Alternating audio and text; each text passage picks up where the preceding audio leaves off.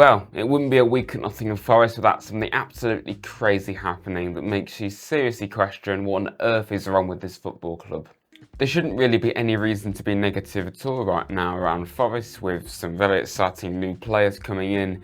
Had a fantastic opening day win against Brentford, a encouraging start to the season in terms of the games we're going to have to play, opportunities to get points on the board, European football to look forward to next month. Not anything to complain about, right? Well, not at Nottingham Forest, because in the last day or so we have seen some reports come out, very strong reports, saying that there's a rift between Nuno and Edu, and obviously that's going to involve Evangelos Marinakis as well. Nuno in the last week has had two rather unusual press conferences, and something that you don't really see from him. Nuno has always been a very laid-back, subdued sort of character that keeps his cards close to his chest.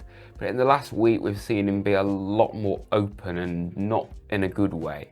Before the season started and before the 4 signings that we've seen come in the last week had happened, Nuno made it quite clear that he wasn't happy with the state of the squad and there needed to be a lot of work done to it to get it to the standard he wanted. The balance wasn't right. He was just genuinely unhappy about how the window had gone, how the pre-season had gone, and that's probably understandable, but not something you normally see.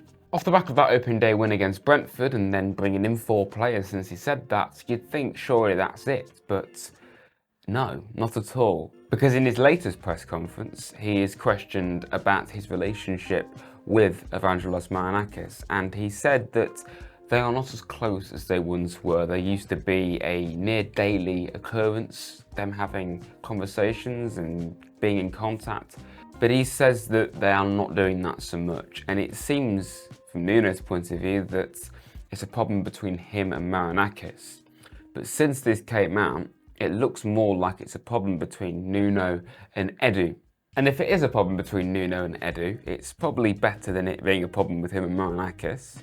But it probably would suggest why he's not as close to Marinakis, because if Edu is now here, then a lot of things are going to go through Edu rather than Marinakis. So therefore, you'd think surely Nuno and Marinakis aren't going to be as close.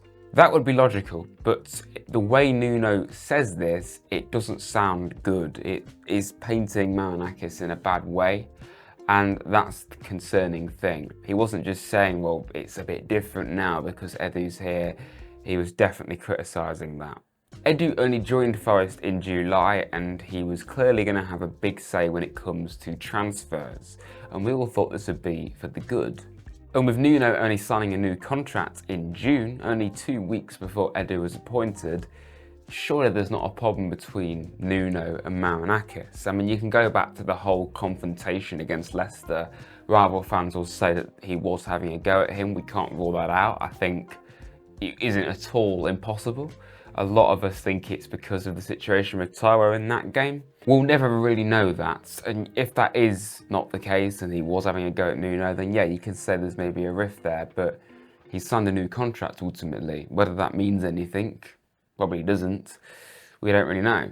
But it's clear that things have gone pear-shaped since Edu has arrived, and then the whole Europa League thing, I don't think that's helped either. It's made the transfer window a lot slower. We could only bring in Igor Jesus and João Cunha for the bulk of the pre-season. Dan and Doy coming in towards the end. We were nowhere near ready. And Nuno was right to say that, we were not ready. And maybe a lot of this is to do with the disconnect between him and Edu, and it would probably be true if the report suggesting that he blocked the bid for Adama Traore, a player that Nuno's worked with before, a player that Nuno wanted to bring into Forest clearly. There was strong reports saying that that was a definite story. Well, that has gone quiet. We haven't heard anything for that for a few weeks now. It appears like Edu said no to that, and obviously Nuno wasn't all that happy with that. But the most concerning part about all this is the fact that there's a chance that Nuno won't be the manager anymore because of this. And that would be pretty horrific, wouldn't it? That would be beyond self-destruct if we do that. With such a positive season ahead, in such a good place, with such a good squad, we've made it stronger now, even if it was too late in the window to what you'd prefer. Why ruin it by sacking the best manager we've had in a long time, as well as Steve Cooper? But Nuno probably is ahead of Steve Cooper, for being real. one of the best managers, you know? He's been a key part of our success in the last few seasons.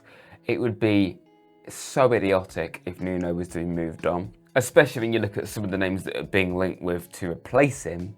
That is even more of a reason to keep hold of him. Ange Postecoglou has been spoken about. I like Ange a lot, but I don't want him managing my football club. I mean, this is a guy that managed Spurs with an extremely high line and never changed his ways. And Forest last season were, well known for sitting back and defending, the total opposite of what Ange does. So I don't think that would work, and I don't even really want to be talking about that. I'm just saying, I don't think there's anybody I want managing my club other than Nuno. And I'm sure that most Forest fans would agree with me on that. Why would? There's no reason to be changing Nuno. Even the end of last season when things weren't going as well, no one was really calling for Nuno's head. I think if anyone was, you know, you've got to take a big step back and think about where we've come from in the bigger picture. Off the back of that win against Brentford, it's put to bed any potential issues of pre-season spilling into the actual season, how last season ended. Okay, it's only one game, but that was Forest. But I'd say pretty much at their best, not far off. We saw Forest play like that throughout a lot of last season. That was the Forest that was challenging for Champions League, you know, and I think we can get better from that. But that was such a strong performance from start to finish and dominating possession. And that's another thing. There's been talk saying the players aren't very happy with the way Forest play. They don't like the style of play. Well, I don't believe that for a second, to be honest. I think that's probably nonsense. It's so clear that Nuno and the players get on very well, just from what we see. And if they're playing like they did in that game, Nuno would know more than anybody that we needed to adapt. There's no way there's a problem between him and the players, surely. I just can't believe that. But this whole thing is just a bit of a mess, and I don't quite know why Nuno was talking about him and Marinakis in the way he was, when it seems to be a problem between him and Edu. Maybe he didn't want to say that, and apparently Forest are pretty, baffled by what Nuno said in this press conference. So it all seems very messy, and I really don't want it to become a problem.